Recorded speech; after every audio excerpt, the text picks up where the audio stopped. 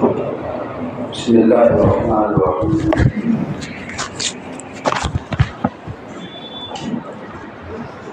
الحمد للہ وحدہ والصلاة والسلام علی اشرف الانبیاء والمرسلین الحمد للہ الذی انزل التوراۃ علی موسیٰ والانجیل علی عیسیٰ والزبور علی داود والفرقان علی محمد صلی اللہ علیہ وسلم اما بعد فاعوذ باللہ من الشیطان الرجیم بسم اللہ الرحمن الرحیم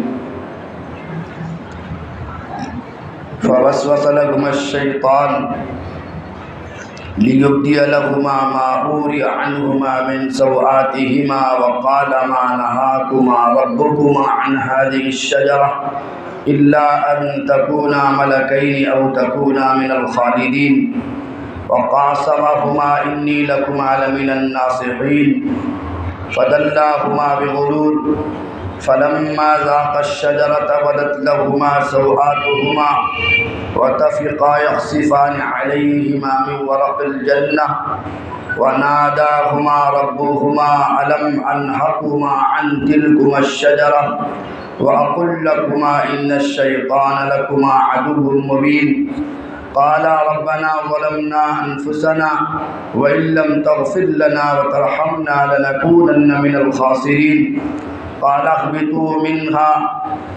اهبطوا بعضكم لبعض عدو ولكم في الأرض مستقر ومتاع إلى حين قال فيها تحيون وفيها تموتون ومنها تخرجون وقال النبي صلى الله عليه وسلم لم تخن أنثى قط وفي مقام آخر قال العلماء حج آدم من الهل 40 حجة ماشية أو كما قال النبي صلى الله عليه وسلم۔ میرے محترم بزرگ دوستو، اللہ کے فضل سے اور بڑوں کے توسط سے ایک سلسلہ قصص الانبیاء کے سلسلے میں جو جاری اور ساری ہے، بحمد اللہ تعالی آج رمضان کی 3 تاریخ ہے، روزہ بھی تیسرا ہے، بروز جمعرات 14 مارچ 2024، اسی طرح سے آج بروز جمعرات ہے اور یہ حلقے کا تیسرا حلقہ سیرت الانبیاء، قصص الانبیاء، قرآن و حدیث کی روشنی میں آپ کے سامنے جاری اور ساری ہے۔ اللہ تعالی ہم سب کو ان تمام باتوں پر حقیقت میں عمل کی توفیق نصیب فرمائے اور اس کو اپنی بارگاہ میں قبول فرمائے۔ گزشتہ 2 دنوں سے آپ کے سامنے تخلیق آدم سے لے کر آدم علیہ السلام کو سجدہ کرنا ہے، علم کے ذریعے سے آدم کو فضیلت کا ملنا ہے، اسی طرح جناتوں کی پیدائش، فرشتوں کی پیدائش، اسی طرح سے جنت میں آدم علیہ السلام کا داخل ہونا اور شجر ممنوعہ کو کھا کر وہاں سے پھر زمین پر اترنا، یہاں تک آپ کے سامنے رکھا گیا اور اس کے دلائل قرآن حدیث کی روشنی میں اپنی کم علمی بساط کے مطابق رکھی گئی۔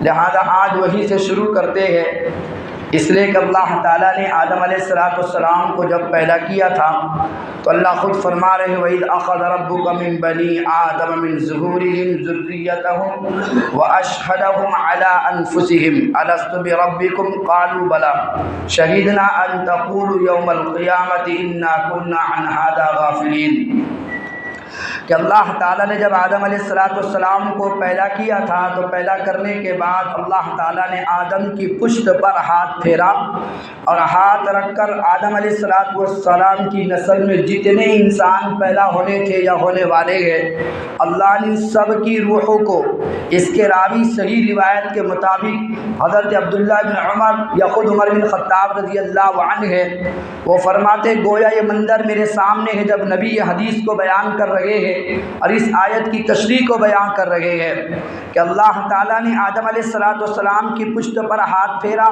اور قیامت کی شام تک جتنے انسانوں نے ذریت کی شکل میں، نسل کی شکل میں، اولاد کی شکل میں پیدا ہونا تھا، اللہ تعالیٰ نے سب کی روحوں کو چونٹیوں کی شکل میں جمع کیا اور جمع کرنے کے بعد انسانوں سے پوچھا الست بربکم، کیا میں تمہارا رب نہیں ہوں؟ تو تمام مخلوقات نے ایک آواز میں کہا تھا کیوں نہیں؟ قالوا بلا کیوں نہیں آپ ہی ہمارے رب ہے، شہیدنا ان تقولوا ہم گواہ اس بات پر کہ آپ ہی ہمارے پروردگار ہے۔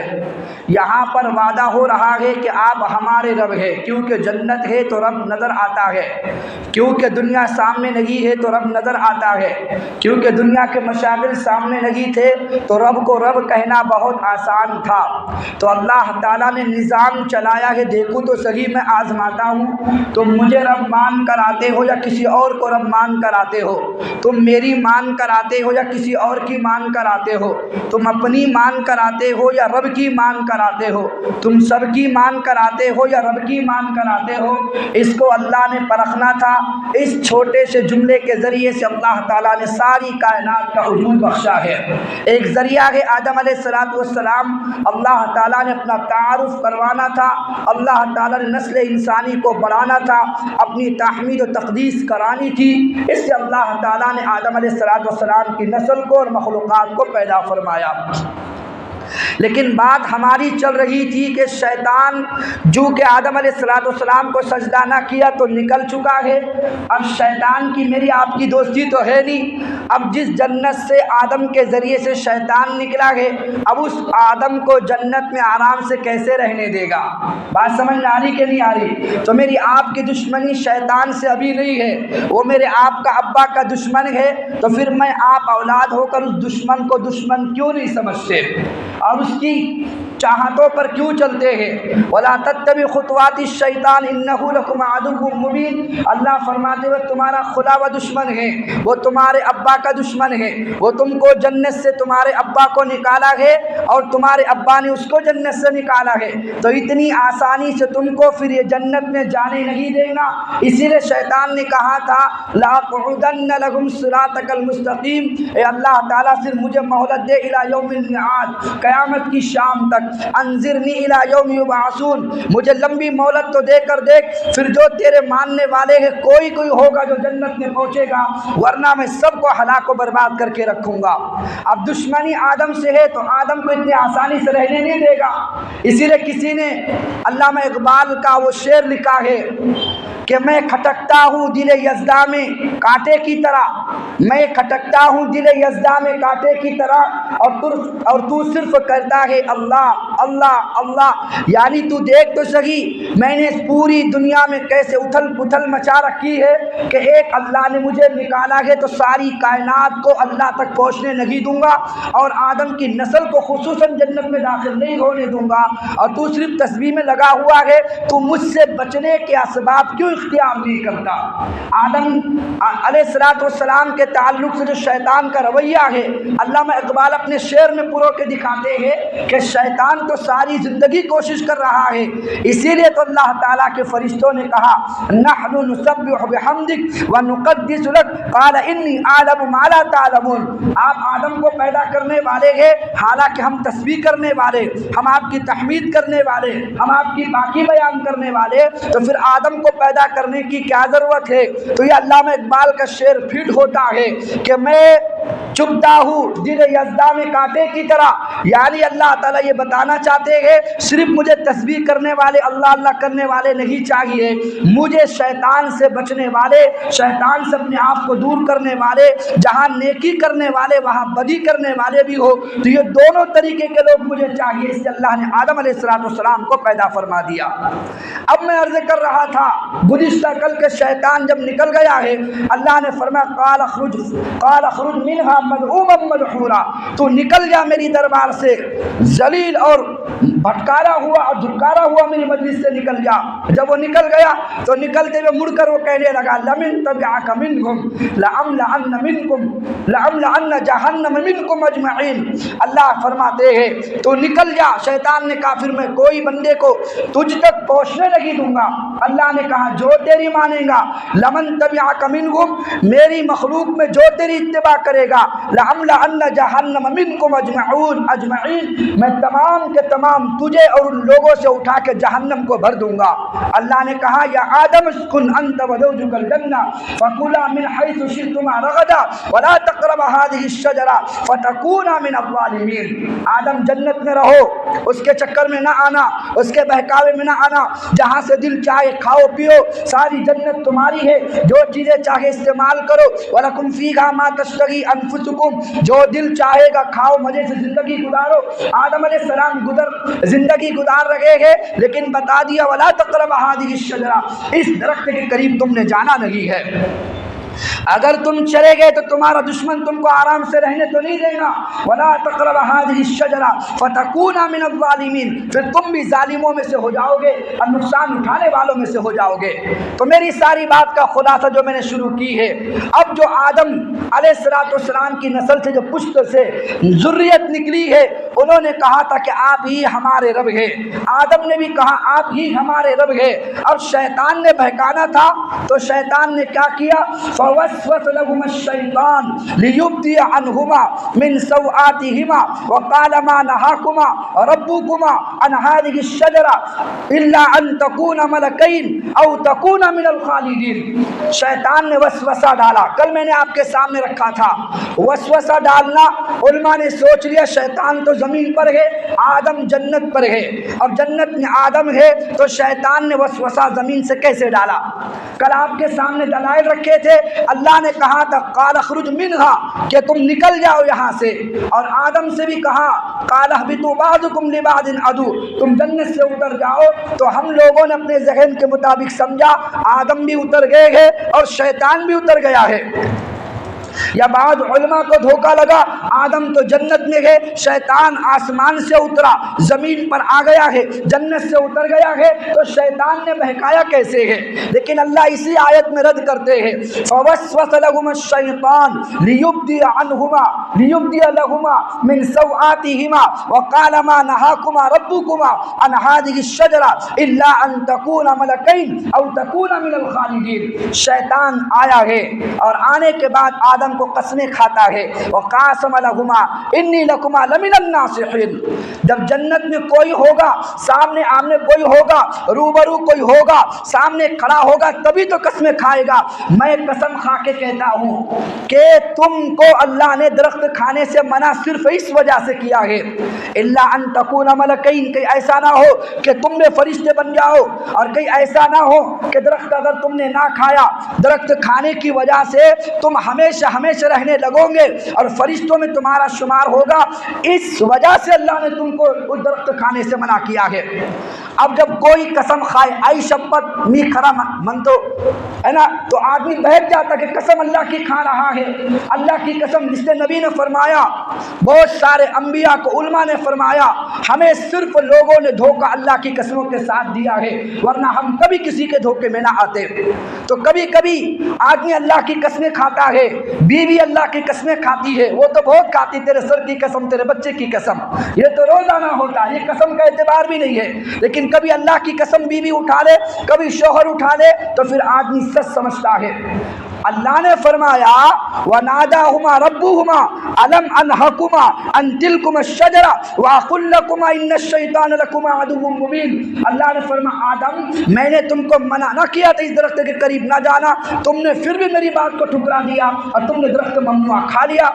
آدم نے کہا اللہ جس آدمی نے میرے سامنے قسمیں اٹھائی، اس نے مجھے کہا جنت میں میں رہا ہوں، اس نے کہا جنت کے سارے مقامات مجھے معلوم ہے، شیطان نے قسمیں کھا کر مجھے کہا ایک درخت میں جانتا ہوں جس کو اللہ نے تم کو کھانے سے منع کیا ہے، اگر تم اس کو کھا لیتے ہو تو تم فرشتے بنو گے اور ہمیشہ ہمیں جنت میں رہو گے، اس وجہ سے اللہ نے تم کو بھی کھانے سے منع کیا ہے۔ جب اس نے قسمیں اٹھائی تو پھر میری بیوی بہک گئی۔ سب سے پہلے بخاری کی روایت ہے لم تخن انسا قطن، اگر ماں حوا خیانت نہ کرتی، ماں حوا خیانت نہ کرتی تو دنیا کی عورتیں بھی میرے آپ کے ساتھ میں خیانت نہ کرتی۔ جب ماں سے خیانت خیانت ہوئی تو بیٹیوں سے خیانت ہونے والی ہے.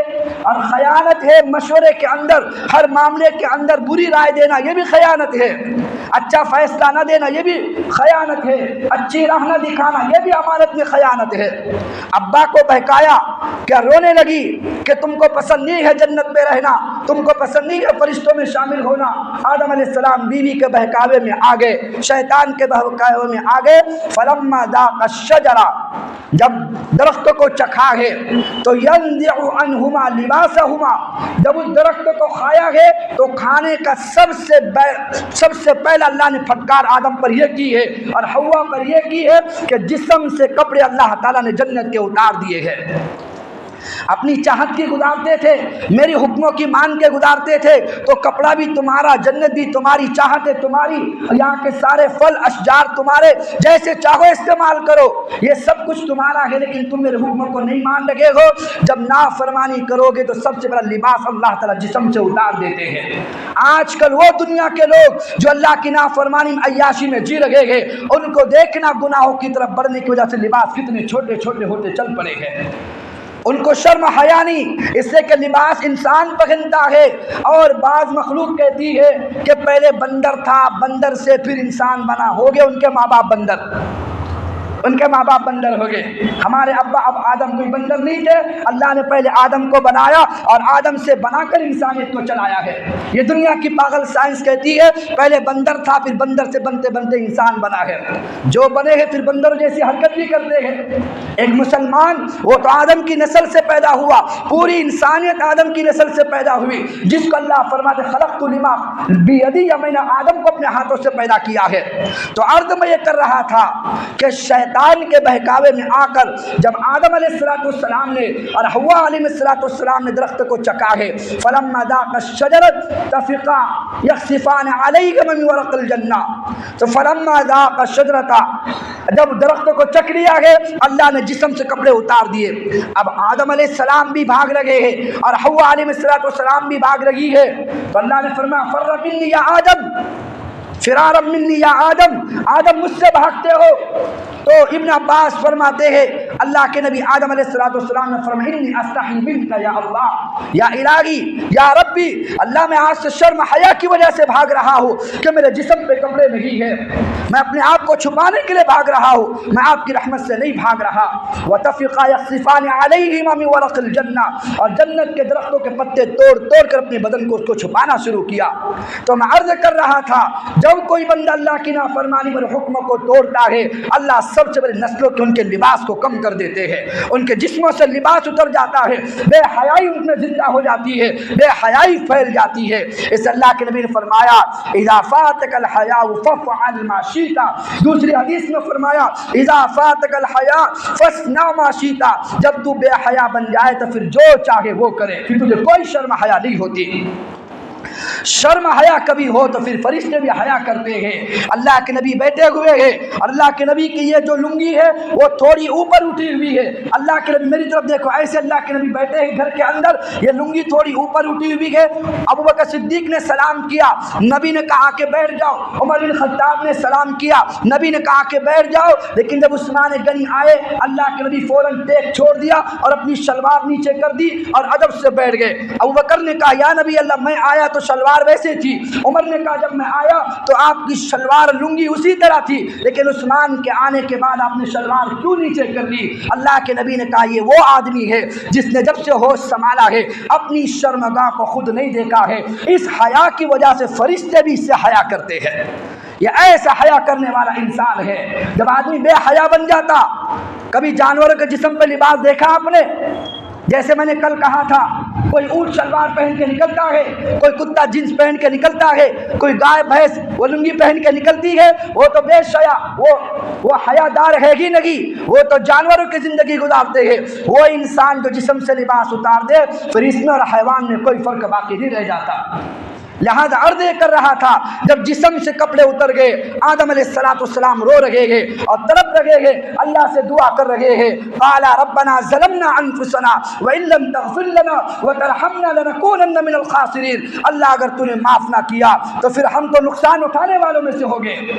غلطی آدم سے بھی ہوئی، غلطی شیطان سے بھی ہوئی، لیکن غلطی کر کے اکڑنے والا شیطان بنتا ہے، غلطی کر کے رونے والا آدم بنتا ہے، غلطی کر کے رونے والا آدم کی نسل بنتا ہے، غلطی کر کے توبہ طائب ہونے والا اللہ کا مقرب بندہ بنتا ہے۔ ایک غلطی تو وہ بھی ہوئی، شیطان سے سجدہ کرو نہیں کیا، آدم سے کہا مت جاؤ چلے گئے، ان سے بھی غلطی ان سے بھی غلطی، لیکن دونوں میں فرق کیا ہے کہ آدم علیہ السلام رو رہے ہیں اور روایت میں ملتا ہے خصائص الکبریٰ میں 40 سال روتے رہے، 40 سال اللہ کے سامنے فریاد کرتے رہے، اللہ سے فریادیں مانگتے رہے، اللہ میرے گناہوں کو معاف فرما۔ ایک مرتبہ دعا کی ہے، اے اللہ میری نہیں سنتا ہے تو محمد مصطفیٰ کے وسیلے سے میری توبہ کو قبول فرما۔ خصائص کبریٰ میں ہے، اے آدم تم نے کیسے پہچانا کہ محمد میرا نبی ہوگا؟ آدم علیہ السلام نے فرمایا لما خلقت بیدی ونفخت فیہ من روحی، جب آپ نے مجھے اپنے ہاتھوں سے پیدا کیا اور میرے جسم میں روح کو پھونک دیا تھا، فرفعت راسی الی قوائم الارض فمکتوبہ لا الہ الا اللہ محمد رسول اللہ صلی اللہ علیہ وسلم، اے اللہ جب تم نے اپنے ہاتھوں سے پیدا کیا، میرے جسم میں روح پھونکی ہے، جب جان پڑی ہے، جب میں نے نگاہ کو آسمان کی طرف اٹھایا، میری نگاہ عرشوں پر پڑی تو اس کی دیواروں پر میں نے لکھا ہوا دیکھا لا الہ الا اللہ محمد رسول اللہ صلی اللہ علیہ وسلم، تب مجھے پتا چلا تیری ذات کے بعد جو مقدس ہستی کائنات میں ہوگی، اگر وہ محمد نہ ہوتا تو آپ اپنے ساتھ نام نہ لکھتے، اس لیے اس محمد کے وسیلے سے میں نے آپ کا وسیلہ دے کر دعا مانگی ہے۔ اللہ نے فرمایا لولا خلقت لما خلقت الافلاک، اے آدم سن لے اگر اس محمد کو پیدا نہ کرنا ہوتا تو پھر تیری کہانی بھی شروع نہ ہوتی، پھر زمین آسمان کو ہم بلندی اور بچھاوٹ نہ دیتے۔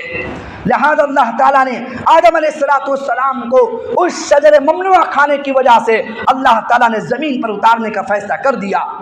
اب آپ سے میں نے کہا کہ بہکایا کیسے کہ شیطان نے فوسوس لہم الشیطان، اللہ نے شیطان نے وسوسہ کیسے ڈالا؟ اللہ نے آدم علیہ السلام کو جنت میں رکھا تھا، لیکن شیطان کو نکلنے کو کہا تھا، وہ نکل کر آسمانوں پہ آ گیا تھا لیکن ابھی زمین پر نہیں اترا تھا، اللہ نے طاقت اس کو دے دی تھی، وہ ہوا میں تحلیل ہوتا تھا، استدراجی حالت اللہ نے اس کی بنا دی تھی، جس کی چاہے شکل اختیار کرو۔ کسی روایت میں ملتا سانپ کی شکل میں جنت میں گیا تھا، کسی روایت میں ملتا جنت کے دروازے پر کھڑے ہو کر ہوا کے ذریعے سے باتیں کرتا تھا اور آدم کو بہکاتا تھا، لیکن صحیح بات یہ ہے کہ آدم علیہ السلام کے سامنے کھڑے ہو کر اس نے بہکایا ہے، جو کل آپ کو دلیل دی گئی تھی۔ بہرکیف اب آدم علیہ السلام کو جب اتارا جا رہا ہے، اللہ فرماتے قال اهبطوا بعضكم لبعض عدو، اب تم ایک دوسرے کے جانی دشمن ہو، تم جنت تمہیں پسند نہیں تھی، جنت کے آرام پسند نہیں تھا، جنت کی چیزیں پسند نہیں تھی، اب اترو زمین کی طرف اترو۔ قال اهبطوا بعضكم لبعض عدو ولكم في الارض مستقر ومتاع الى حين، کہ زمین تمہارے رہنے کی جگہ ہوگی اور ایک وقت تک جب تمہاری موت کا وقت قریب آئے گا پھر تم کو مر کر دوبارہ میرے پاس آنا ہوگا۔ قال فیہا تحیون وفیہا تموتون ومنہا تخرجون، اسی میں تم زندہ رہو گے، اسی میں تمہاری موت آئے گی اور پھر اسی سے میں تم کو دوبارہ زندہ کروں گا۔ اسی کو اللہ نے دوسری جگہ فرمایا منہا خلقناکم وفیہا نعیدکم ومنہا نخرجکم تارۃ اخری۔ تو میں عرض کرنا چاہ رہا ہوں جب آدم علیہ السلام اتر رہے ہیں تو ایک روایت کے مطابق 3 چیزیں، دوسری روایت کے مطابق 4 چیزیں آسمانوں سے اتر رہی ہے۔ قال اهبطوا، ایک جگہ قال اهبطا کہ دونوں اترو یعنی آدم اور حوا اترو، دوسری جگہ قال اهبطوا بعضكم لبعض عدو کہ تم سب اترو، یعنی شیطان کے ساتھ حیا یعنی سانپ بھی اتر رہا ہے اور آدم علیہ السلام کے ساتھ اما حوا اتر رہی ہے۔ اب یہ 4 لوگوں کو زمین پر اتارا گیا۔ اب میں نے آپ سے کہا بات جو ہوگی قرآن حدیث کی روشنی میں ہوگی، لیکن جو تذکرہ قرآن میں نہیں ملتا ہے پھر ان واقعات کو تاریخ کی اور پچھلی جو کتابیں ہیں آسمانی کتابیں ان میں دیکھا جاتا ہے، اگر ان میں واقعات مل جائے، اگر اس واقعات کو ہم جوڑے، اگر قرآن سے حدیث سے نہ ٹکرائے اس بات کو لے لیا جاتا ہے، اگر قرآن حدیث سے واقعہ ٹکرا رہا ہو اس بات کو چھوڑ دیا جاتا ہے۔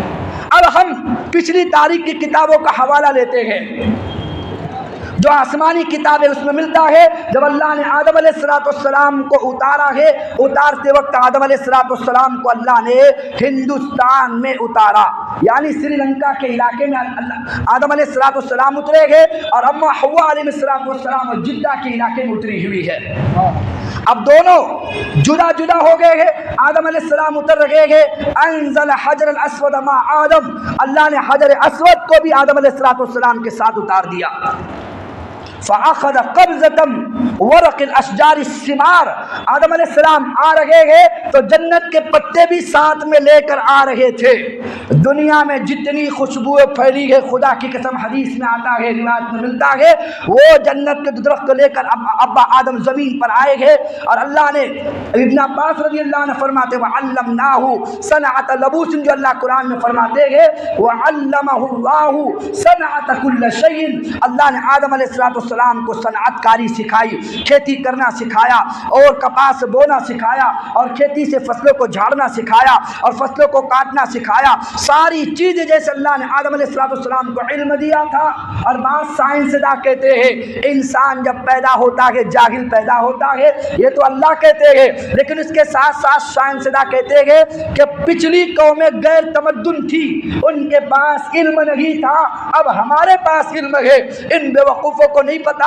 اللہ فرماتے وَعَلَّمَ آدَمَ الْأَسْمَاءَ، اللہ نے آدم کو پوری کائنات کا سب سے بڑا معلم بنا کر بھیجا، پوری کائنات کا بڑا سائنسداں بنا کے بھیجا، پوری کائنات کا بڑا انجینئر بنا کر بھیجا، سب سے بڑا تاجر بنا کر بھیجا، سب سے بڑا کھیتی کرنے والا بنا کر بھیجا، سب سے بڑا کاریگر بنا کر بھیجا۔ اللہ نے ساری چیزوں کا علم آدم علیہ السلام کو عطا فرما دیا۔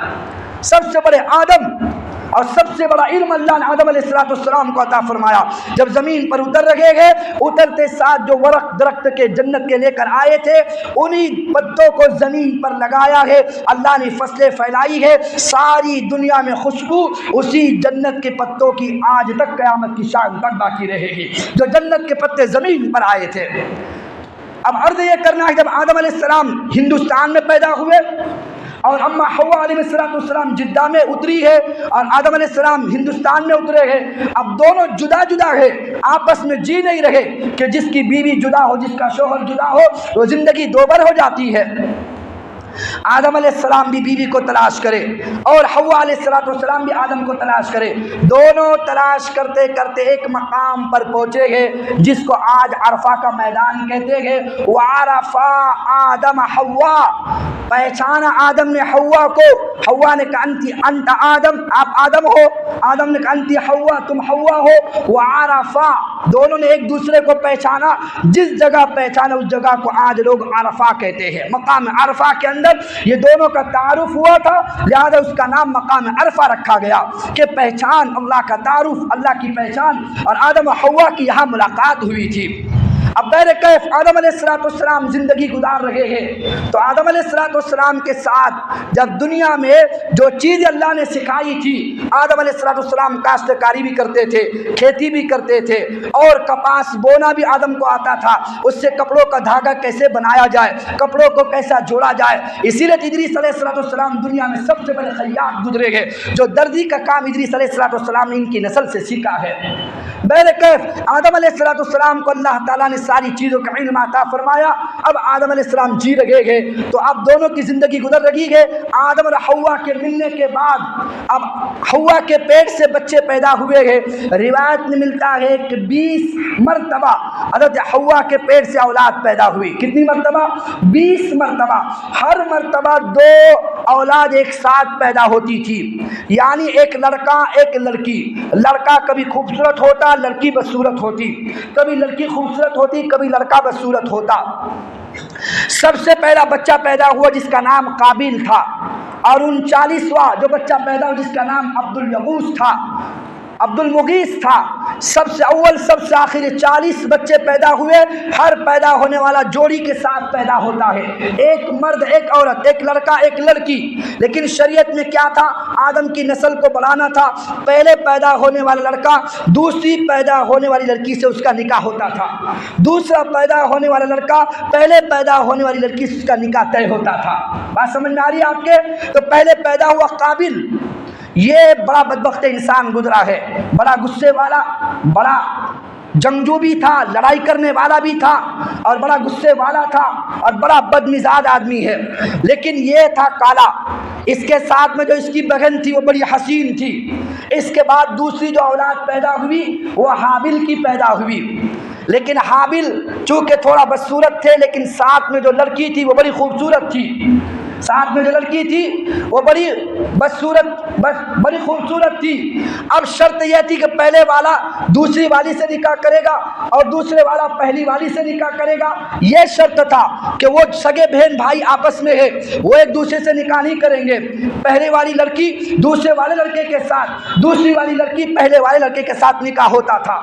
اب ابا آدم علیہ السلام نے کہا بیٹا دیکھو میری شریعت میں یہ ہے کہ اب قابل اور تمہاری بہن، اب تمہاری بہن کے ساتھ نکاح ہوگا حابل کا اور اس کی بہن کے ساتھ نکاح ہوگا قابل تیرا۔ اس نے کہا کہ نہیں، میری بہن بڑی حسین ہے، میں اپنی بہن کا نکاح حابل سے نہیں کراؤں گا، اپنی بہن سے نکاح میں خود ہی کروں گا، میں اپنی بہن کو کسی کو نہیں دوں گا، لہذا میں خود ہی نکاح کروں گا۔ لیکن جب اس کو سمجھایا، آدم علیہ السلام سمجھا کے تھک گئے، وہ ماننے کو تیار نہ ہوا، تو آدم علیہ السلام نے کہا ایک کام کرتے ہیں، پھر تم دونوں اللہ کے نام پہ قربانی پیش کرو، کوئی صدقہ دو، کوئی خیرات کرو۔ اور اس زمانے میں جو صدقہ خیرات ہوتا تھا پہاڑ کے دامن میں رکھ دیا جاتا تھا، آسمان سے آگ آتی تھی اور اس کو جلا کے چلی جاتی، جس کا صدقہ قبول ہوتا آگ اس کو جلا دیتی، جس کا صدقہ قبول نہ ہوتا آگ اس کو چھوڑ کے چلی جاتی تھی۔ اب حابل جو تھا وہ حابل بکریوں کو چرانے والا، وہ بھی بڑا طاقتور، وہ بھی بڑا خوبصورت تھا، اور اس کی بہن جو تھی وہ بدصورت تھی، وہ خوبصورت تھا، اس کی بہن بدصورت تھی۔ پہلی خوبصورت لڑکی کا نکاح دوسرے خوبصورت مرد کے ساتھ ہونا تھا اور پہلے بدصورت مرد کا نکاح دوسری بدصورت لڑکی کے ساتھ ہونا تھا، کیونکہ گوروں کی بھی نسل بڑھے اور کالوں کی بھی نسل بڑھے۔ بات سمجھ میں آ رہی نہیں آ رہی آپ کو؟ لہذا اللہ کے نبی صلی اللہ علیہ وسلم فرماتے گئے کہ اللہ کے نبی آدم سمجھا کے تھک گئے لیکن وہ ماننے کو تیار نہ ہوا۔ تفسیر میں کثیر میں ملتا ہے آدم علیہ السلام نے کہا ایک کام کرو، آپ قربانی پیش کرو، جس کا صدقہ، جس کا خیرات، جس کا ہدایہ اللہ کو پسند ہوگا، جس کی قربانی مقبول ہوگی آگ آ کے جلا دے گی، جس کی قربانی قبول نہ ہوگی گویا وہ مردود ہوگا، تو پہلے والے اس کے ساتھ حابل ہی نکاح کرے گا۔ اس نے کہا ٹھیک ہے۔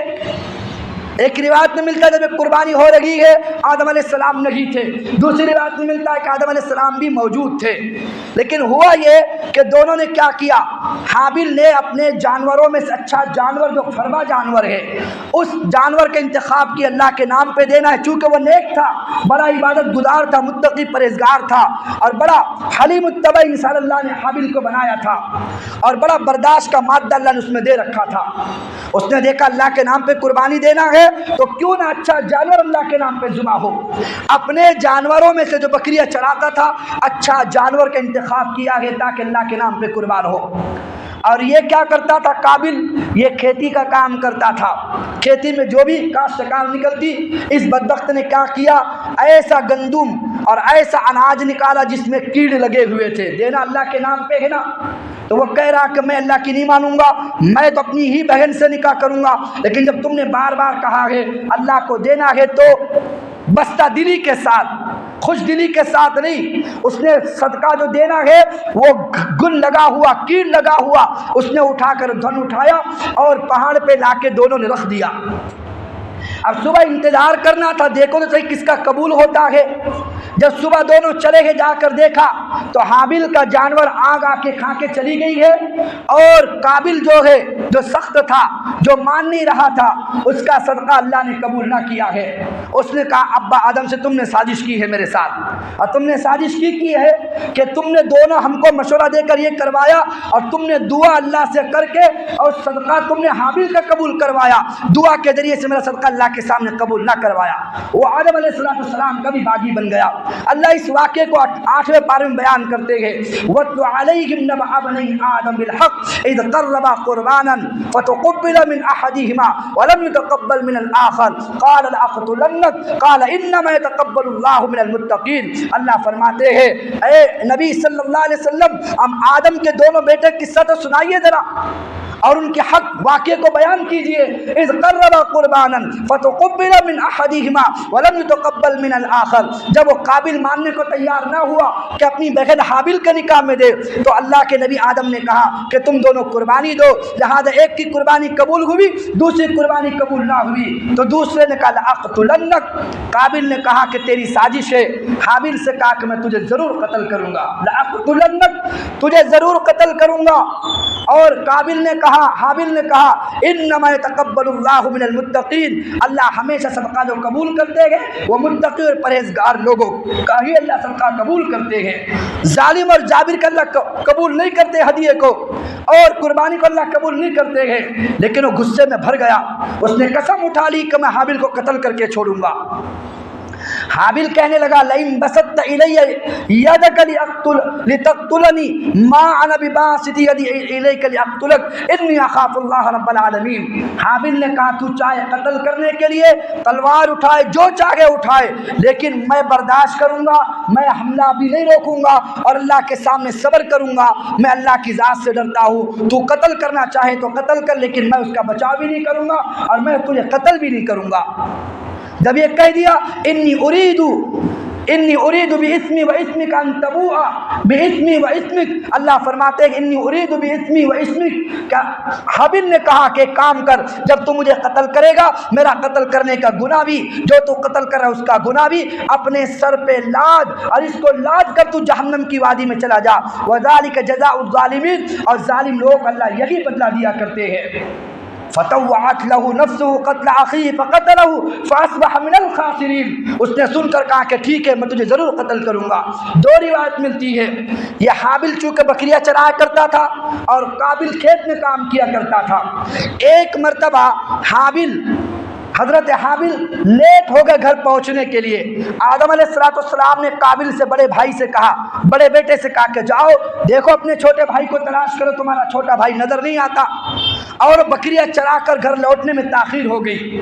اب اس نے سوچا کہ موقع اچھا ہے، یہ قابل نکلا ہے قتل کرنے کے ارادے سے، ابا نے تو بھیجا جاؤ تلاش کرو جا کر، لیکن جب یہ پہنچا ہے اور اس کو حابل مل گئے راستے میں، تو قابل نے کہا لأقتلنک، میں تجھے ضرور قتل کروں گا۔ انہوں نے کہا کہ ٹھیک ہے انی اخاف اللہ رب العالمین، میں اپنا ہاتھ نہیں اٹھاؤں گا۔ ایک روایت میں ملتا ہے اس نے لوہے کی کوئی چیز اٹھائی اور اٹھا کر حابل کے سر پہ ماری ہے اور اس کو قتل کر کے رکھ دیا۔ دوسری روایت میں ملتا ہے کہ حابل رات میں سو رہے تھے، یہ قابل آیا ہے اور پتھر اٹھا کے سر میں مار کے قتل کیا ہے۔ تیسری روایت میں ملتا ہے چونکہ یہ بڑا جانور ترین انسان تھا قابل، اس نے رات میں بھائی سو رہا تھا، گلے کو پکڑا ہے، جیسے جانور کاٹتا ہے ایسے گلے کو کاٹ کر اس کو قتل کیا ہے اور شہید کیا ہے۔ لہذا نبی صلی اللہ علیہ وسلم نے فرمایا کہ قیامت کی شام تک جو بھی پہلے کسی کو قتل کرے گا، سب سے پہلا قتل کرنے والا اول ذنب اذنب فی السماء الحسد، اول ذنب اذنب فی الارض الحسد، زمین پر سب سے پہلا گناہ وہ حسد کا ہوا ہے، اور آسمان پر سب سے پہلا گناہ وہ حسد کا ہوا ہے۔ کیا آسمان پر حسد شیطان نے کیا تھا آدم علیہ السلام پر، اور زمین پر حسد قابل نے کیا تھا حضرت حابل علیہ السلام سے۔ وہ بڑا نیکوکار تھا، حضرت حابل سے حسد قابل نے کیا ہے، لہذا دونوں جگہ سب سے پہلا زمین پر جو گناہ ہوا ہے وہ حسد کرنے کا ہوا ہے۔ اور حسد ایسی چیز ہے جو انسان کو کھوکھلا کر کے رکھ دیتی ہے، اسی لیے آج کل لوگ، برا نہیں ماننا، اپنے دکھوں سے زیادہ دوسروں کے سکھ سے پریشان رہتے ہیں۔ سمجھ میں آ گیا آپ کو؟ اپنے دکھ کوئی بات نہیں، لیکن یہ اتنا اونچا کیسے چلا گیا، اس کے پاس یہ گاڑی کہاں سے آ گئی، یہ بنگلہ اس کے پاس کب آ گیا، اس کے تکیے کے نیچے خزانہ تو نہیں نکلا، اس کی گاڑی کے نیچے کوئی چیز تو نہیں ملی، یا کسی نے اس کو لا کر تو نہیں دیا، کوئی خزانہ ہاتھ تو نہیں لگا، اس کی کوئی لاٹری تو نہیں لگی۔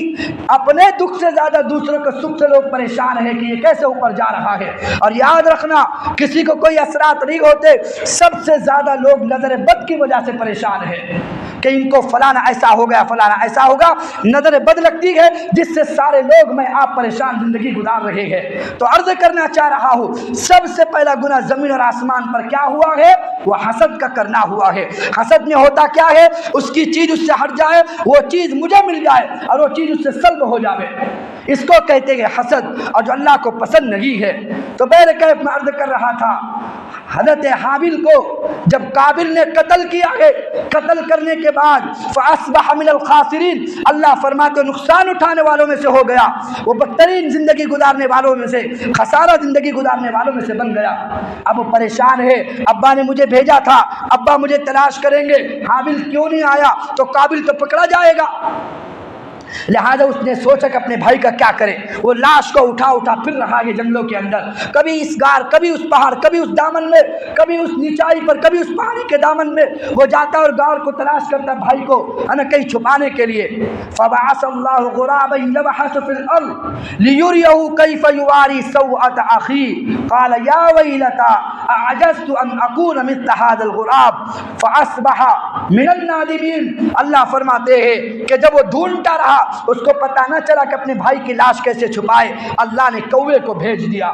ایک کوا، اس کے ساتھ اس کا چھوٹا بھائی دوسرا کوا مرا ہوا ہے، اور اسی کوے نے اس کوے کو مارا ہوا تھا۔ لہذا اب یہ کوا اس کوے کو دفنانا چاہتا تھا۔ اللہ تو ایک تعبیر بتا رہے انسان کو دفنانے کی، اللہ نے سبق سکھانا تھا کہ ایمان والے کو کیسے دفنایا جاتا ہے۔ لہذا سبق سکھانے کے لیے فبعث اللہ، قرآن کی آیت ہے، کوئی قصے کہانی نہیں۔ فبعث اللہ غرابا یبحث فی الارض، اللہ نے کوے کو بھیجا، اس نے کوے کو زمین پر رکھا، وہ زمین پر کھدائی کرنے لگا۔ اب یہ قابل دیکھ رہا ہے کہ یہ کیا کر رہا ہے۔ فاصبح غرابا یبحث فی الارض لیریہ کیف یواری سوءۃ اخی، جب اس نے گڑھا کھودا، اس نے کیا کیا، اس کوے کو ڈال دیا اور مٹی ڈال کے اس کو بند کرنا شروع کر دیا۔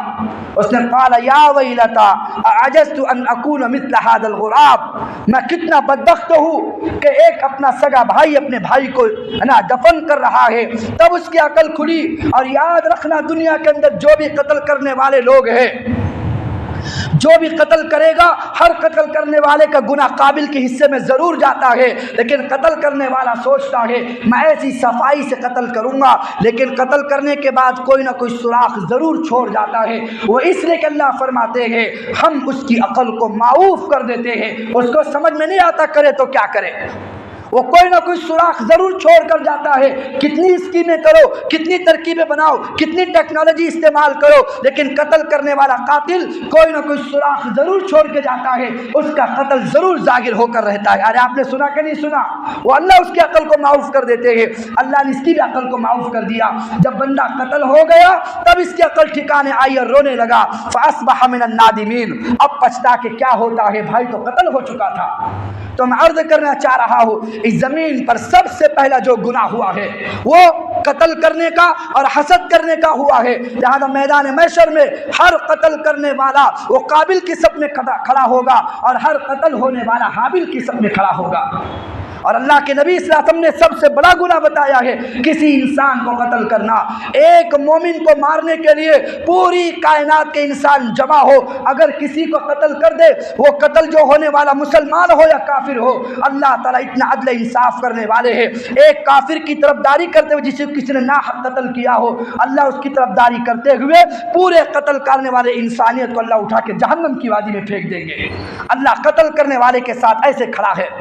تو میں عرض کر رہا تھا، جب قتل ہو گیا، جب اپنے بھائی کو قبر کھودنے کا طریقہ کوے نے بتایا ہے، ایسے ہی حابل کو دفنانے کے لیے قابل نے قبر کھودی ہے اور لگڑی قبر کھودی ہے اور اس میں لٹایا ہے اور مٹی ڈال کر جب گھر آنے لگا تو سوچا ابا کو خبر ہوگی تو ابا مجھے ماریں گے، لہذا ڈانٹیں گے۔ اس نے کیا کہ اپنی بہن کا ہاتھ پکڑا اور بہن کا ہاتھ پکڑ کر دور ویرانوں میں نکل گیا۔ آدم علیہ السلام جب 2-4 دن گزر گئے، حابل نظر نہ آئے تو آدم علیہ السلام تلاش میں نکلے، لیکن وقت تو بہت دور ہو چکا تھا، کیونکہ قابل بستی چھوڑ کر قابل جو ہے بستی چھوڑ کر نکل چکا تھا۔ اس کے جو ماننے والے تھے، جو آدم سے بیر رکھتے تھے، جو حابل سے بیر رکھتے تھے، قابل کے ساتھ ساتھ وہ لوگ بھی قابل کے ساتھ بھاگ چلے۔ پوری کے پوری ایک قوم بن گئی۔ یہ چلتے چلاتے آدم علیہ السلام کے پیٹ سے بچے کتنے ہوئے؟ حضرت حوا سے 20 حمل ہوئے ہیں۔ ہر حمل میں 2 لڑکے لڑکیاں ہوتی تھی، لڑکا लड़की 2 होते थे तो कितने हो गए? 40 हो गए। 1000 साल उम्र है आदम अलैहिस्सलाम की, तो कितनी नस्ल बड़ी होगी? इतनी नस्ल जो बड़ी है, आधे हाबिल की तरफ से आधे काबिल की तरफ से। जो काबिल के मानने वाले थे फौरन उसके साथ चलते चलाते एक वीराने में जाके पहुंच गए। सरसब्ज शादाब जगह देखी, वहां उन्होंने आबाद होना शुरू कर दिया। इधर आदम अलैहिस्सलाम बच्चे को तलाश कर रहे हैं। जब बच्चा नहीं मिला तो चंद दिनों के बाद खबर आई कि सगे भाई काबिल ने हाबिल को कत्ल कर दिया है। आदम दुआ करते, अल्लाह मुझे कोई बदला नसीब फरमा, हाबिल जैसा नेकोकार बच्चा नसीब फरमा। अल्लाह ने आदम अलैहिस्सलाम के बार बार मांगने पर अल्लाह ने शीश अलैहिस्सलाम को पैदा फरमाया। अल्लाह शीश अलैहिस्सलाम के शीश के माना है हदिया, किसी चीज़ का बदला। अल्लाह ने शीश अलैहिस्सलाम को पैदा फरमाया।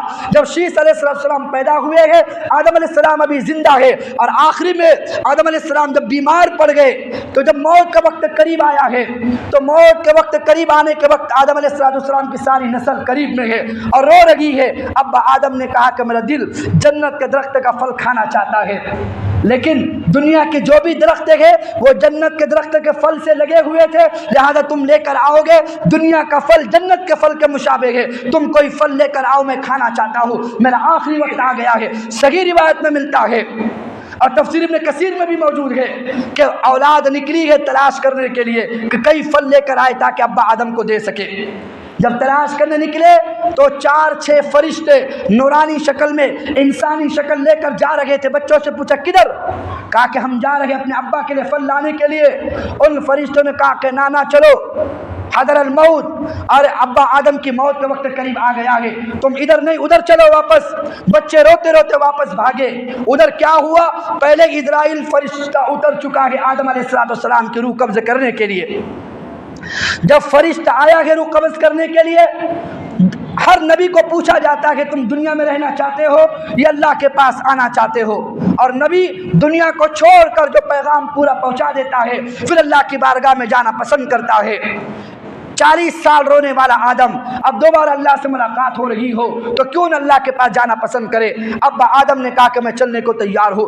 अम्मा हुआ खड़ी थी, उन्होंने देखा इजराइल आया है मेरे शौहर को ले जाने के लिए, फरिश्ते को ढकेला पीछे और आगे जाकर शौहर के जिस्म पे जाके गिर गई कि मैं तुमको ले जाने नहीं दूंगी। अब आदम ने गुस्से में कहा उठो यहाँ से, तुमने भी मुझे अल्लाह की नाराज़गी करने पर मजबूर किया था कि वो दरख्त तुमने खाया था उसके बाद मैंने खाया है, वहाँ भी अल्लाह मुझसे नाराज़ हुए थे, अब मरते वक्त मैं अल्लाह को नाराज़ करना नहीं चाहता, हटो यहाँ से, दूर हो जाओ।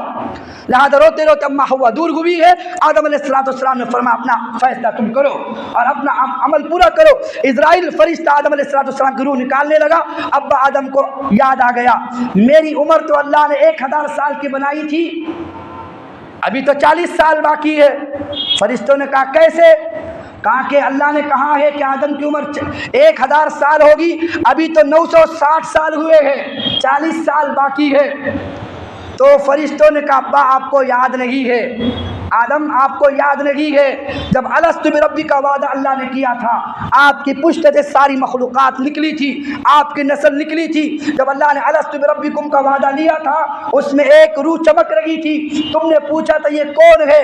तो फरिश्ते ने अल्लाह ने कहा था ये आपकी औलाद ने दाऊद अलैहिस्सलाम है। कहा कि उम्र क्या होगी? कहा कि उम्र इतनी होगी। कहा कितनी थोड़ी उम्र? एक काम करो मेरी 40 साल उम्र मेरे बेटे को दे दो। वो 40 साल आप अपने बेटे को दे चुके हो। आदम अलैहिस्सलाम सोचने लगे काश मैं अपने बेटे को अपनी उम्र ना देता तो ज़िंदगी और गुजारता, होता कि नहीं होता। वो दादी अम्मा कहती बेटा मेरी उम्र तुझे लग जाए, वो नानी अम्मा कहती बेटा मेरी उम्र तुझे लग जाए। अब नानी भी सो रही थी, बेटा भी सो रहा था, नवासा सो रहा, नानी इधर सो रही, पोतरा इधर सो रहा, दादी इधर सो रही, जो बोलती अल्लाह मेरे बच्चे को अच्छा कर दे, है ना, मौत ना दे, मेरी उम्र भी इसको लग जाए। थोड़ी देर के बाद आधी रात गुजरी है तो बकरी का बच्चा खटिया के नीचे घुसा, दादी के खटिया के नीचे। तो दादी की जब पीठ पे लगा तो दादी को लगा शायद मलकुल मौत आ गया। तो दादी कहती अरे मलकुल मौत मैं इधर नहीं, मेरा पोतरा उधर है। अभी जो कह रही है कि मेरी उम्र तुम्हें लग जाओ, काहे की तेरी उम्र लगे बाबा, तू तो अब मरने वाली है, तेरे साथ मैं भी जाऊँ क्या? अरे बात समझ में आ रही नहीं आ रही? कुछ उम्र नहीं लगती, तेरी उम्र तुझे मुबारक। تو میں عرض کرنا چاہ رہا، آدم علیہ السلام کہنے لگے کاش میں اپنی عمر نہ دیتا تو کتنا اچھا ہوتا۔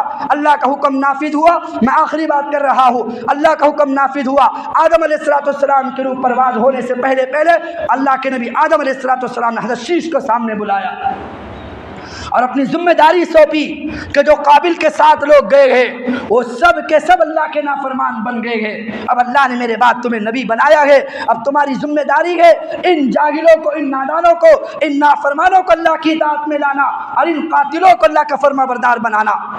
اور کہا کہ جب برا وقت آ جاوے ایک ہستی کا وسیلہ دے کر تم نے دعا مانگنا ہے۔ تو ابا آدم سے حضرت شیش نے پوچھا وہ ہستی کون ہے؟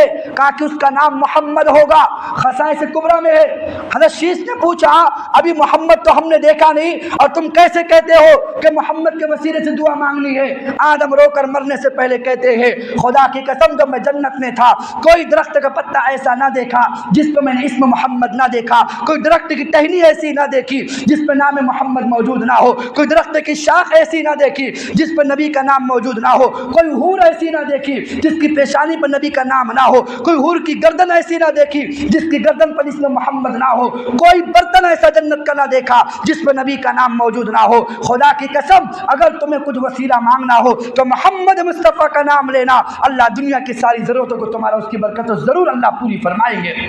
حضرت آدم وصیت دے رہے ہیں حضرت شیش علیہ السلام کو، لہذا آدم علیہ السلام دنیا سے چلے گئے۔ اب اس میں اختلاف ہے آدم کہاں دفن ہے، بعض لوگ کہتے ہیں ہندوستان میں دفن ہے، بعض لوگ کہتے ہیں جبل ابی قبیس پر دفن ہے، بعض لوگ کہتے ہیں کہ مصر میں دفن ہے، لیکن یاد رکھنا ما سوا قبر محمد صلی اللہ علیہ وسلم، سوائے نبی صلی اللہ علیہ وسلم قبر کی پوری دنیا میں کسی نبی قبر کا نشان آج تک موجود نہیں ہے۔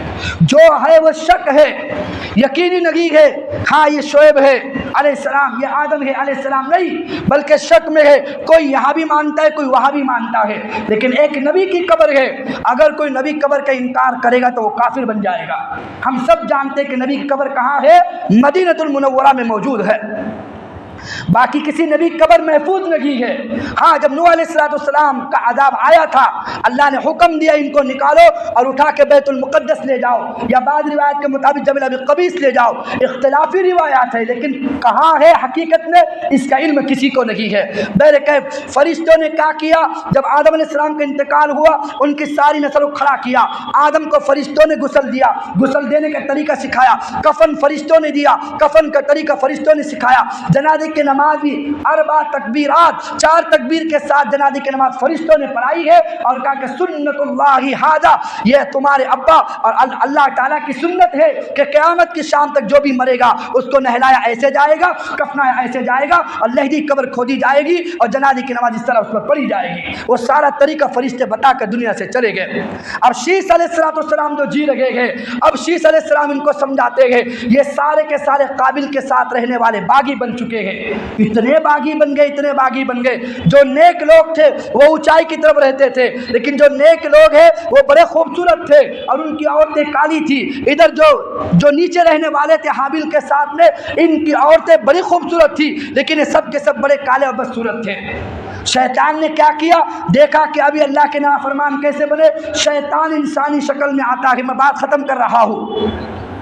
شیطان انسانی شکل میں آتا ہے، انسانی شکل میں آ کر اس نے قابل کے قبیلے والوں سے کہا کہ دیکھو یہ کیا زندگی تم ایسی سستی زندگی گزارتے ہو، کوئی ناچ گانا ہونا چاہیے۔ کہا کہ گانا کس کو آتا ہے؟ کہا کہ مجھے اچھا آتا ہے۔ وہ شیطان انسانی شکل میں آیا، اس نے راگ کرنا شروع کی، اس نے گانا شروع کیا۔ سب سے پہلے اس دھرتی پر کسی نے موسیقی کی ہے، اس شیطان نے قابل کے سامنے، اس کی قوم کے سامنے کھڑے ہو کر، صحیح روایت کے مطابق یہ ہے کہ اس نے سب کے سامنے گانا شروع کیا۔ اب وہ عورتیں جو خوبصورت تھی ان عورتوں کو اچھے لباس پہنائے گئے، کیونکہ قابل بھی زانی تھا، اپنی سگی بہن کے ساتھ نکاح کر کے زندگی گزار رہا تھا۔ جو نسل پروان چڑھ رہی ہے وہ بھی ساری زانیاں تھی، اور ساری عورتیں بے حیا بن گئی، کپڑے ان کے چھوٹے بن گئے، لباس ان کے چھوٹے بن گئے، ناچ گانا عام ہو گیا، شیطان موسیقی کرنے لگا۔ جب اتنی بے حیائی پھیل گئی، اللہ نے شیش علیہ السلام کو نبی بنایا، حتیٰ کہ ایک وقت ایسا آیا کہ شیش کو جنگ کرنا پڑی ان کے ساتھ میں، اور جنگ کی ہے، اللہ نے فتح نصیب فرمائی ہے، لیکن فتح ہونے کے بعد چند دن شیش شیس علیہ السلام زندہ رہے، اس کے بعد شیس علیہ السلام بھی دنیا سے چلے گئے، لیکن یہ قوم اتنی آگے بڑھ گئی کہ شیطان روزانہ آتا اور ان کو ناچ گانے سکھاتا۔ یہ لوگ، یہ ساری کی ساری قوم اس کو ناچ گانے میں تبدیل کر کے عیاشی کیا کرتی تھی۔ اب شیطان نے دیکھا یہ تو سارے میرے جھانسے میں آ گئے ہیں، اوپر کی جو قوم ہے وہ بڑی اللہ اللہ کرتی ہے، اللہ کو مناتی، وہ کیسے ناچ گانے والے بن جائے۔ یہ انسانی شکل میں وہاں پہنچا، ان کے جو حسین مرد تھے ان سے کہا کہ کیا ان عورتوں کے پیچھے پڑے ہو، چلو ہم تمہیں جنت کی حوریں دکھاتے ہیں، چلو نیچے حسینائیں تمہیں دکھاتے ہیں۔ وہ وہاں سے ان کو لے کر آتا، روز رات میں ان عورتیں جو خوبصورت عورتیں تھیں وہ اوپر والے خوبصورت مرد نیچے آتے، خوبصورت عورتوں کو دیکھ کر یہ بھی ناچ گانا کرتے، یہ بھی ننگا ناچ کرتے، یہ بھی بے حیائی کرتے، حتیٰ کہ زنا میں ساری قوم مبتلا ہو گئی، سارے کے سارے بے حیائی میں، فحاشی میں مبتلا ہو گئے۔ جب یہ سارا جرم و ستم آگے بڑھنے لگا، جب اس نے دیکھا کہ اب جرم و ستم آگے بڑھ رہا ہے کہ ناچ گانا ہو گیا، شراب عام ہو گئی اور سب کے سب اب بے حیا بن گئے اور موسیقی سننے والے بن گئے، تو شیطان نے تیسرا حربہ استعمال کیا، عورتوں کو نچا دیا، گانے اس نے شروع کروا دیے۔ اب اس نے سوچا یہ پوری قوم کے سب اللہ کی نافرمان بن گئی ہے، اس میں کوئی بھی اللہ کی اطاعت کرنے والا نہیں ہے۔ وَلَقَدْ أَرْسَلْنَا نُوحًا إِلَىٰ قَوْمِهِ، پھر اللہ تعالیٰ نے سب سے پہلے رسول، سب سے پہلے نبی حضرت نوح علیہ السلام کو مبعوث فرمایا۔ زندگی باقی، ملاقات باقی، کل آپ کے سامنے رکھیں گے، لیکن یہ سب سے پہلے ناچ گانا شروع ہوا۔ تو ناچ گانا شروع ہونے سے پہلے اس نے قابل کی قوموں سے کہا، وہ اوپر کے جو مرد عورت وہ بھی بے حیا بن چکے تھے، نیچے والی قوم بھی بے حیا بن چکی تھی۔ اب اس نے کہا کہ کام کرتے گئے، جو تمہارے نیک لوگ مر رہے ہیں تمہیں ان کی صورتیں کیسے یاد رہے گی؟ ایک کام تو کر سکتے ہو نا، جس جگہ بیٹھ کے انہوں نے عبادت کی تھی تم بھی تو وہاں بیٹھ کے کچھ نمازیں پڑھ لینا، جنہوں نے وہاں سجدے کیے تھے تم بھی تو اس جگہ بیٹھ کے کچھ سجدے کر لینا۔ لوگوں نے کہا یہ تو ٹھیک ہے، تو کیا کیا؟ اس نے تھوڑے تھوڑے پتھر رکھنے شروع کر دیے۔ یہ یہاں پر فلاں ولی تھا، ایک پتھر رکھا گیا، وہاں وہ ایک ولی تھا، وہاں ایک پتھر رکھا گیا، وہاں ایک بزرگ تھا، وہاں ایک پتھر رکھا گیا۔ اب لوگ کیا کرتے؟ اپنی عبادت کرنے کے لیے اپنے گھروں کو چھوڑ کر اس جگہ پہ جا کے سجدہ کرتے، اور حالانکہ عبادت اللہ کو ہوتی تھی، لیکن بعد کی قوموں کو کیا پتا کہ یہ پتھر کو سجدہ کر رہے ہیں کہ اللہ کی ذات کو سجدہ کر رہے ہیں۔ یہی سجدہ کرتے کرتے ایک وقت آیا کہ کیوں نہ ہم تمہارے جو نیک لوگ ہیں، 5 لوگ، عد، یعود، یغوث اور سعوق، نصر، جو 5 تمہاری قوم کے بڑے سردار مر گئے ہیں، شیطان نے ان کی صورتیں لا کر بنا کر مورتی کی شکل میں لا کے رکھ دیا۔ اب یہ جا کر ان کو سجدہ تعظیمی کرنا شروع کر دیا جو اللہ نے منع کیا تھا۔ اب اس طرح سے پوری دنیا کے اندر شرک جو پھیلا ہے، وہ حضرت آدم علیہ السلام کے بعد وہ قابل کی نسل اور قابل کی قوم اور قابل کا قبیلہ اور جو اس کے ماننے والے تھے، وہاں سے بت پرستی بھی پھیلی ہے، بے حیائی پھیلی ہے، ناچ گانا بھی پھیلا ہے۔ پھر اللہ نے ان کو سیدھا کرنے کے لیے اللہ نے سب سے پہلے رسول، سارے نبی آ رہے تھے، اب سب سے پہلے رسول اللہ نے حضرت نوح علیہ السلام کو مبعوث فرمایا۔ زندگی باقی، ملاقات باقی، انشاءاللہ کل آپ کے سامنے رکھیں گے۔ اللہ تعالیٰ مجھے آپ کو ان تمام باتوں پر عمل کی توفیق نصیب فرمائے۔ وما علینا الا البلاغ۔ دعا کریں۔ بسم اللہ الرحمن الرحیم۔ اللهم لك الحمد كما انت اهل، فصل على محمد كما انت اهل، وفعل بنا ما انت اهل، انك اهل التقوى واهل المغفرة۔ ربنا ظلمنا انفسنا وان لم تغفر لنا وترحمنا لنكونن من الخاسرين۔ اللهم خفف عنا ثقل الاوزار وارزقنا عيشة الابرار، واكفنا شر الاشرار، واعتق رقابنا ورقاب آبائنا وأمهاتنا وإخواننا وأولادنا من النار يا عزيز يا غفار۔ جزا الله عنا محمدا ما هو أهله صلى الله عليه وسلم۔ سبحان ربك رب العزة عما يصفون، وسلام على المرسلين، والحمد لله رب العالمين۔